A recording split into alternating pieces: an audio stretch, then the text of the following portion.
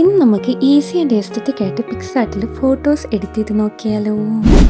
ആദ്യം തന്നെ നമ്മൾ പിക്സാർട്ട് ആപ്ലിക്കേഷൻ ഓപ്പൺ ആക്കുക. അതിൽ ഈ ഫസ്റ്റ് കാണുന്ന എഡിറ്റ് ഫോട്ടോ എന്നുള്ള ഓപ്ഷൻ സെലക്ട് ചെയ്തിട്ട് നമുക്ക് വേണ്ട ഫോട്ടോ ഗാലറിയിൽ നിന്ന് ഇമ്പോർട്ട് ചെയ്ത് കൊടുക്കുക. ഈ പിക്സാർട്ട് എന്നുള്ളത് ഭയങ്കര ടൈം കൺസ്യൂമിംഗ് ആയിട്ടുള്ള ഒരു ആപ്പും കൂടെ ആണ് കേട്ടോ. പിക്സാർട്ട് ഓപ്പൺ ആയി കഴിയുമ്പോൾ താഴെ നമുക്ക് ഇങ്ങനെ കുറെ അധികം ഓപ്ഷൻസ് ഉണ്ട്. വഴിയെ നമുക്കിത് ഓരോന്നായിട്ടും ഡീറ്റെയിൽഡ് ആയിട്ട് പരിചയപ്പെടാം. ആദ്യം തന്നെ ഈസ്തെറ്റിക് ആയിട്ടുള്ള എഫക്ട്സ് ഇങ്ങനെ ആഡ് ചെയ്യുന്നതെന്ന് നോക്കാം. അതിന് ഈ എഫക്ട്സ് എന്നുള്ള ഒരു ഓപ്ഷൻ ക്ലിക്ക് ചെയ്യുക. ഇതിൽ തന്നെ ആവശ്യത്തിലധികം ഓപ്ഷൻസ് നമുക്ക് അവൈലബിൾ ആണ്. ഇനി ഇതിൽ simple effects, black and white, blur, colour, അങ്ങനെ കുറെ ഓപ്ഷൻസ് അവൈലബിൾ ആണ്. ഇതിൽ ഫസ്റ്റ് കിടക്കുന്ന റീസെന്റ് എന്ന് പറഞ്ഞ ഒരു ഓപ്ഷൻ എന്ന് പറഞ്ഞാൽ നമ്മൾ ലാസ്റ്റ് ആയിട്ട് യൂസ് ചെയ്ത എഫക്ട്സ് ആയിരിക്കും അതിൽ വന്ന് കിടക്കുക. നമുക്ക് ആകെയുള്ള ഒരു ജോലി എന്ന് പറഞ്ഞാൽ ഇതിൽ ഏതാ വേണ്ടുന്ന എഫക്റ്റ് എന്നൊന്ന് സെലക്ട് ചെയ്ത് കൊടുത്താൽ മാത്രം മതി. ഇനി അതിനെ കുറച്ചുകൂടെ എങ്ങനെ എസ്തെറ്റിക് ആക്കുന്നതെന്ന് ഞാൻ പറഞ്ഞു തരാം. ഇപ്പം നമ്മൾ ആഡ് ചെയ്ത എഫക്ട്സിനെ തന്നെ അഡ്ജസ്റ്റ് ചെയ്യാൻ ഒരു ഓപ്ഷൻ അതിൽ തന്നെ ഉണ്ട്. അങ്ങനെ നമുക്ക് തന്നെ അതിന്റെ ഇന്റൻസിറ്റി അഡ്ജസ്റ്റ് ചെയ്യാം. ഈ ഒരു എ എന്നൊരു ഓപ്ഷൻ ഞാൻ ഇപ്പൊ തന്നെ കണ്ടതാണ് കേട്ടോ. അതുകൊണ്ട് അതിനെ ഒന്ന് ട്രൈ ആക്കി നിങ്ങളെ കാണിച്ചേക്കാന്ന് വിചാരിച്ചു.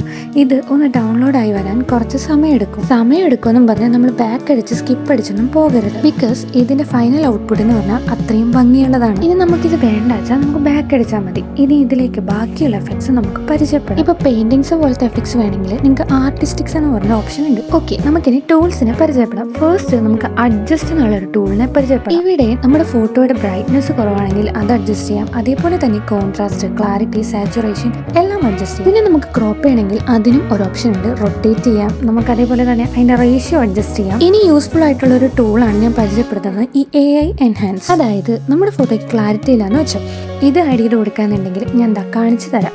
ഇതാണ് നമ്മുടെ ഒറിജിനൽ ഫോട്ടോ. ഇപ്പൊ ഞാൻ എന്താ ഇതിനെ ഇങ്ങനെയാണ് എൻഹാൻസ് ചെയ്തിട്ടുള്ളത്. അപ്പൊ എന്താ കുറച്ചുകൂടെ ക്ലാരിറ്റി ആയില്ലേ? അത്രേ ഉള്ളൂ. ഞാൻ എന്താ ഇവിടെ നിങ്ങൾക്ക് ഒന്നുകൂടെ മനസ്സിലാകാനായിട്ട് ബ്രൈറ്റ്നസ് കൂട്ടിയിട്ടൊക്കെ കാണിക്കുന്നുണ്ട്. അടുത്തതാണ് ബാക്ക്ഗ്രൗണ്ട് റിമൂവൽ.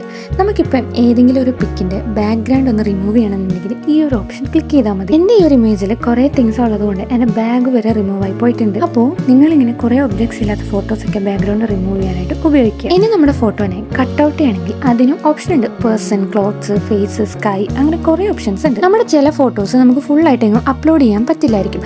അങ്ങനെ ഉണ്ടെങ്കിൽ ദേ ഫിറ്റ് എന്നുള്ളൊരു ഓപ്ഷൻ സെലക്ട് ചെയ്യാന്നുണ്ടെങ്കിൽ ഇങ്ങനെ കുറച്ച് ഫ്രെയിംസ് നമുക്ക് വരും. ഫ്രെയിമിന്റെ റേഷ്യോ അഡ്ജസ്റ്റ് ചെയ്താൽ അതും സെറ്റായി. ഇനി നമുക്ക് അതിനെ എന്തെങ്കിലുമൊക്കെ കൂടുതൽ മോഡിഫൈ ചെയ്യണമെന്നുണ്ടെങ്കിൽ ഇങ്ങനെ കുറച്ച് എലമെന്റ്സ് ആഡ് ചെയ്യണമെന്നുണ്ടെങ്കിൽ അതിനും ഒരു ഓപ്ഷൻ ഉണ്ട്. നിങ്ങൾ ജസ്റ്റ് ഒന്ന് കണ്ടു നോക്കുക. ഇതിൽ നിങ്ങൾക്ക് വേണ്ട കുറേ അധികം ഓപ്ഷൻസ് ഉണ്ട്. നെക്സ്റ്റ്, നിങ്ങളുടെ ഇമേജിന് ഒരു ടെക്സ്റ്റ് നിങ്ങൾക്ക് ആഡ് ചെയ്യണമെന്നുണ്ടെങ്കിൽ ഈ ആഡ് ടെക്സ്റ്റിൽ പോയിട്ട് എന്തെങ്കിലും റാൻഡം ആയിട്ട് നമ്മളൊന്ന് ടൈപ്പ് ചെയ്ത് കൊടുക്കുക.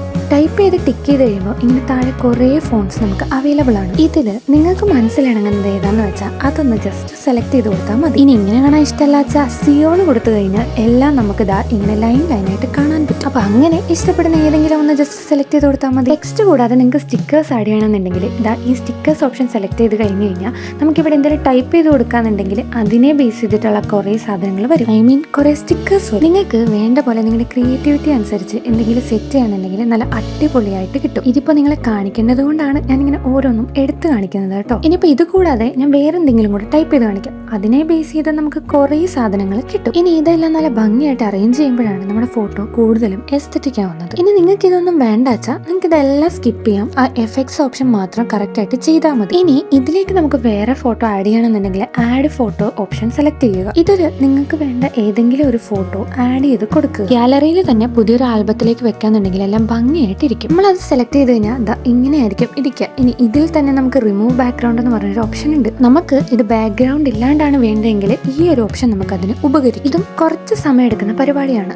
ഇനി നമുക്കിത് വേണ്ടതുപോലെ എവിടെയെങ്കിലും അഡ്ജസ്റ്റ് ചെയ്യാന്നുണ്ടെങ്കിൽ നല്ല ഭംഗിയായിട്ടൊരു ഔട്ട്പുട്ട് കിട്ടും. ഇനി നമ്മുടെ ഫോട്ടോയിൽ ഒന്നിലധികം എഫക്ട്സ് നമുക്ക് ആഡ് ചെയ്യണമെന്നുണ്ടെങ്കിൽ ഇങ്ങനെ ഏതാ വേണ്ടതെന്നുള്ള എഫക്ട് ആദ്യം സെലക്ട് ചെയ്ത് കഴിഞ്ഞിട്ട് ഈ ഒരു ഓപ്ഷനിൽ പോയി കഴിഞ്ഞാൽ പിന്നെയും നമുക്ക് എഫക്ട്സ് ആഡ് ചെയ്യാൻ പറ്റും. ഇനി ഒന്നും രണ്ടോ ഒന്നും പോരാന്നുണ്ടെങ്കിൽ പിന്നെയും ആ ഒരു ഓപ്ഷൻ ക്ലിക്ക് ചെയ്ത് കൊടുത്താൽ മാത്രം മതി. നമുക്ക് എത്ര വേണേലും എഫക്ട്സ് ആഡ് ചെയ്ത് കൊടുക്കാവുന്നതാണ്. അങ്ങനെ ആഡ് ചെയ്യുമ്പോഴാണ് ഒന്നുകൂടെ എസ്തെറ്റിക് ആയിട്ടുള്ള ഫോട്ടോസ് നമുക്ക് കിട്ടുന്നത്. അത് നമ്മൾ ആഡ് ചെയ്യുന്ന എഫക്ട്സ് പോലെ ഇരിക്കും. അത് നമ്മുടെ ക്രിയേറ്റിവിറ്റി പോലെ എന്ന് പറയാം. ഇനി ഇത് ഗാലറിയിലേക്ക് എക്സ്പോർട്ട് ചെയ്യേണ്ട ഈ ഒരു ഓപ്ഷൻ നമുക്ക് ക്ലിക്ക് ചെയ്താൽ മാത്രം മതി. എൻ്റെ ഒരു അഭിപ്രായത്തിൽ ക്യൂട്ട് ആൻഡ് എസ്തെറ്റിക് ആയിട്ടുള്ള ഫോട്ടോസ് എഡിറ്റ് ചെയ്യാൻ പിക്സാർട്ട് തന്നെയാണ് ഏറ്റവും നല്ല ആപ്ലിക്കേഷൻ. അപ്പോൾ അടുത്ത വീഡിയോയിൽ കാണാം. ബൈ.